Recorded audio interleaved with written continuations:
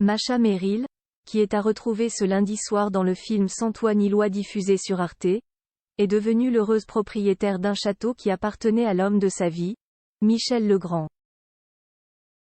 La suite après la publicité. Masha Merrill, qui figure au casting du film d'Agnès Varda Sans toi ni loi sorti en 1985, a l'habitude de s'échapper régulièrement du tumulte parisien pour se ressourcer au plus près de la nature, dans le Loiret. Plus précisément au domaine de la Motte, un petit château de la fin du XVIIIe siècle situé près de Montargis, dont elle a hérité en 2019 à la mort de son mari Michel Legrand, expliquait-elle pour le Parisien Week-end le 28 avril 2023.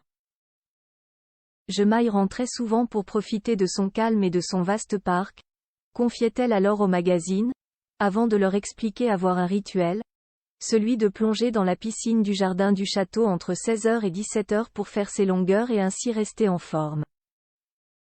Une belle initiative de la part de l'actrice, elle qui expliquait en 2019 avoir l'intention de remettre, dans cette demeure, le prix Michel Legrand, qui récompense des compositeurs de musique de film. On donnera chaque année un prix Michel Legrand de toutes les musiques qu'il aimait. Dans cet endroit qui est très vaste, je vais essayer de construire une salle de concert, une salle de cinéma avec l'aide du ministère de la Culture. Une belle manière d'honorer la mémoire de son défunt époux, qu'elle a tant aimé. Je savais que c'était le grand amour. Sauf que, ce n'était pas possible. Il était marié, il avait 2 enfants, dont un en bas âge. Tous les 2, on s'est dit. Non. Dans une autre vie. Ce qu'On ne savait pas c'est que cette autre vie arriverait 50 ans plus tard.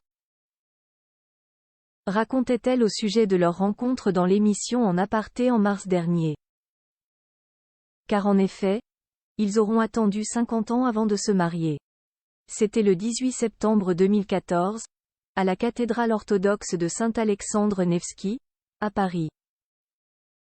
Masha Merrill est restée à ses côtés jusqu'à son dernier souffle, le 26 janvier 2019 à l'hôpital américain de Paris, situé à Neuilly-sur-Seine.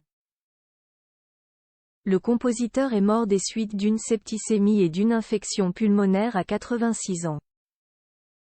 La suite après la publicité. La suite après la publicité.